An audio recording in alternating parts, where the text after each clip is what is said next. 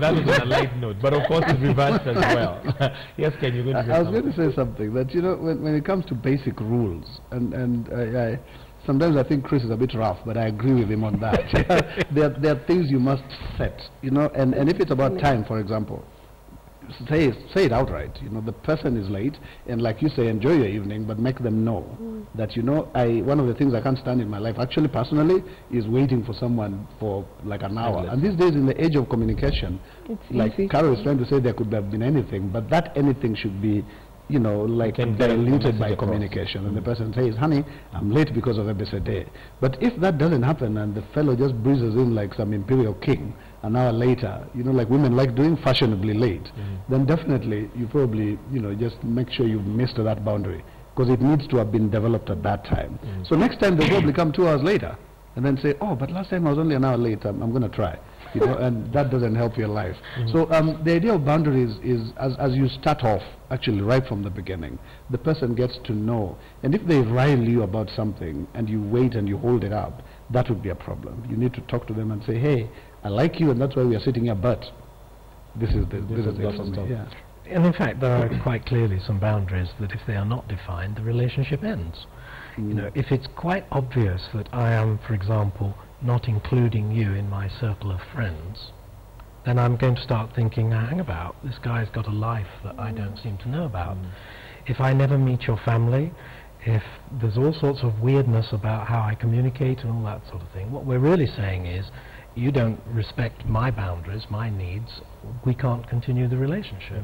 So if you can't establish boundaries, you're actually saying the relationship's going to end. Okay.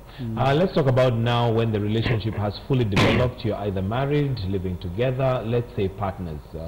And are there certain areas that remain private? For example, these little gadgets that we have can be a real pain, whereas one is keeping it very secret. Does this remain private, or is there a point where now it becomes it's ours? Whatever you have on your phone, I have access to it. Okay, first of all, you see, boundaries are defined by a couple, by the people who are in that relationship, be it parent-child, be it siblings. So in an intimate relationship, by the man and the woman, the boundaries are made by them, right? So you cannot per se say the phone is private or public. This is how the law goes. The law goes, as long as you're in a relationship, you're allowed to have some things that are private. But if there are things that are a secret there that you would not want your partner to know about, then that's a problem. Does that make sense? For example, your phone may be there and my phone is here, and all we are is we meet here on the show, right? But at no point will I think of picking up your phone just to use it. I'll ask you first and then use your phone. Not because I fear there's anything there I don't want to see, but just because it's yours, it's that boundary, it's yours, So the same thing most times in good working relationships, right? There's nothing hidden in the phone, but I will not just take your phone and go through it just because I'm inspecting for things or looking for evidence of an affair. I will not do that unless there's already an issue in the relationship. But for example, if I don't have airtime, I'll ask to use your phone and you will not tell me first, let me take it and delete something. That's what I mean. This is absolutely right. There's openness, but there's no secrecy. It's private. This is exactly the right words. There has to be 100% openness, but there also has to be privacy and respect of people's property and things like that. I must ask before I use up somebody else's credit.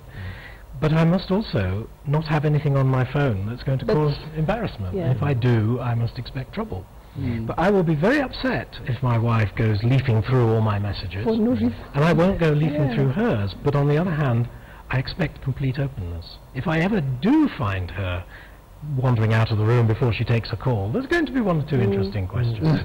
So how do you handle that, Ken? Given that it's a very fine line, in that she respects my phone as a private gadget. However, there should be nothing secret in here that I would fear to give her the phone. How do you handle that? Actually, if you're truly in love and if you're faithful, you'll not have a problem with what is on your phone, because even if it's a message from some crazy stalker, you just explain to mama or to whoever it is, say, oh, you can even talk to her, that girl is just crazy, and it will end there, even though there would be shady messages on the phone, but you can be able to explain them away. And that's the idea of those two words she uses, secret and private. They could be private in the sense that you're talking to your mom, and your mom is actually asking you, how is that witch who sits next to you? And that's pretty private, because that's your mother, and that's how opinion. And maybe that's how you communicate. Yeah, you know. So you actually, oh, she's fine today, she's quiet, you know, that kind of thing. That's very private. But secret is when your mother says, how's the other one? Then now you tell your mother, don't talk about her, I'll tell you tomorrow. Now that's secret. So then you don't need to have those kind of secrets if you're happily married, if you're in love with someone. But when I talk to men, I tell them that one of the rules you must have as a person is sense of decency, such that even if you had something else out there, the minute you're sitting with your wife or your girlfriend, you cannot be telling the other one, oh, I'm so bored, I miss you. That's really low for you as a man or even as a woman. Yeah, because you need to finish those things out there, and then when you're with your wife or with whoever, be the person that you're supposed to be. If at all there's someone in the office who keeps bugging you or something, you bug her or whatever it is, end it out there. Yeah, because it's so disrespectful, and you as a person, it says a lot about you. If you're sitting with this person you claim to love, then you're saying, you know, I wish I were with you at this moment. That's really silly. Yeah, so you have to find a way of going down too low. Yeah, I know, that's going a bit too low. So at some point in time, the cell phone is a total nightmare in relationships. Total nightmare. And the minute it rings, like Chris says, somebody has to dash by the other side of the door to pick up the conversation. And very few cases do you find it innocent, because otherwise they would sit there and talk. But if they have to go behind that door and say, you know, he's here. You know, and somebody challenged me one time and said, suppose someone calls and I tell her that, wrong moment, discussing something with my wife, then the conversation ends right there. It means that conversation didn't have good intentions. But if the person says, I'm with my wife, but what were you saying? You know, then you have the conversation and end it, then it's okay. Yeah, but the minute you tell someone, I'm with mama, then she hangs up, it's like, oops, wrong moment. It means they were not going to say something nice. There's something so Chris, should this be an indication that there's something wrong the minute there's secrecy? Oh yes, not absolutely. privacy.